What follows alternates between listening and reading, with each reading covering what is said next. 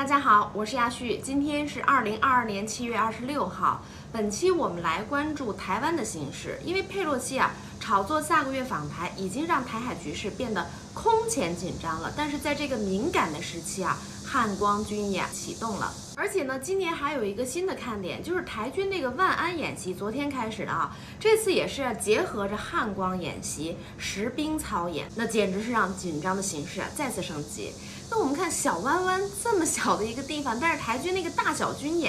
演训的名目代号特别多，什么是汉光军演呀？什么是万安演习啊？所以咱们先了解一下这些名词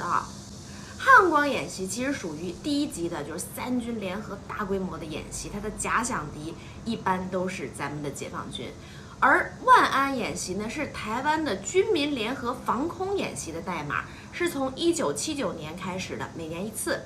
那这个演习它的目的就在于检查一下各县市政府它这个行动动员能力号召力组织能力这些能力，就是区域内的重要基础设施、安全防护这些作为是否都合格目的就是要落实全民防卫这个目标。所以你看今年把这两个军民演习合二为一了，那可谓备战的意味太明显了吧。所以台湾现在搞的这个军演实战化的程度那是越来越高的。那我们看它这个目的无外乎就两个目的嘛。你看，一来可以实兵实操，是不是真打过来了？就算是逃跑也好，提前做个准备第二个那就是渲染大陆威胁论，本来咱们没有要打，如果没有这些域外的势力频频的挑衅，频频的和台独勾连咱们一直是致力于和平化解决台湾问题的。所以岛内台独分子把他们这个军演实战化的程度现在挑得这么高，那就是为了制造大陆威胁论呢，在民众中释放那种恐惧，民众只要有了恐惧就特别好控制。所以呢，今年台军这个军演动作是非常大的。那有3个特点，我认为他们的力度大，覆盖面更广了，而且带有强制性。我今天打开朋友圈就看到了，昨天下午不是他们北部地区那个万安45号防空演习吗？真的是个个人都抱在那儿。所以他这次的新特点就是防空警报一响，全程避难30分钟，而且每天都是这个半个小时。台媒也是说，警报响起之后瞬间空城了。为什么呢？因为台当局是强制要求老百姓听到警报声一定要把车停到路边，而且民众也必须下车到就近的防空避难处，那是必须这样做，不这样做的话就有罚款，罚的还挺高的。你看他们的台湾防务部门就是说就是防空演习期间，各级的政府机关、学校、团体、公司、民众，是不是覆盖面特别广都要积极的配合管制和演习。就如果违反了演习的规定的话，地方政府是有权依规处罚新台币3万元以上15万元以下。那折合成人民币，你看起步价都6、7千，这谁受得了而且你看带有强制性的这种防空演训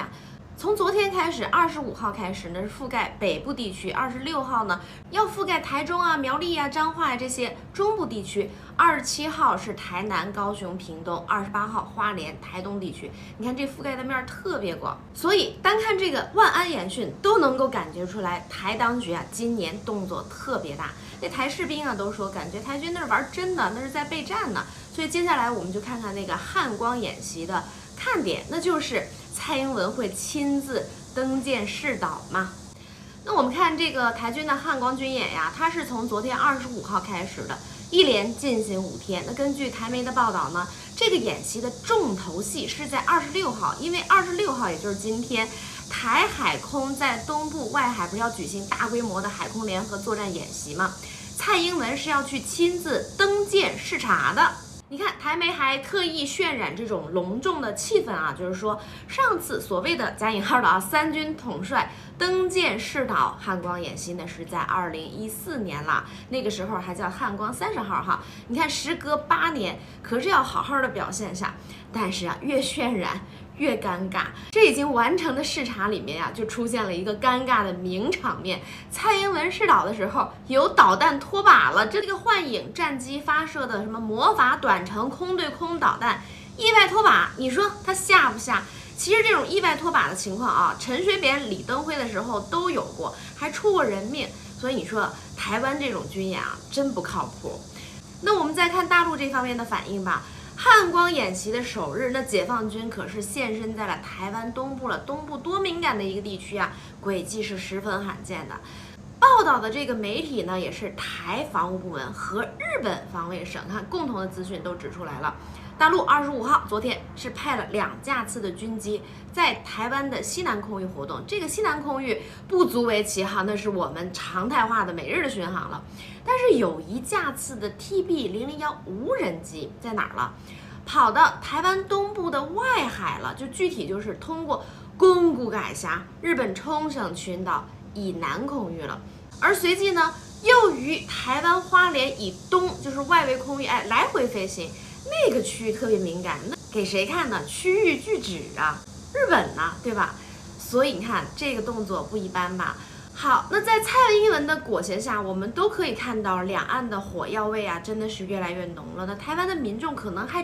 不知道这个战争的危险性，和平太久了，都有点麻木了。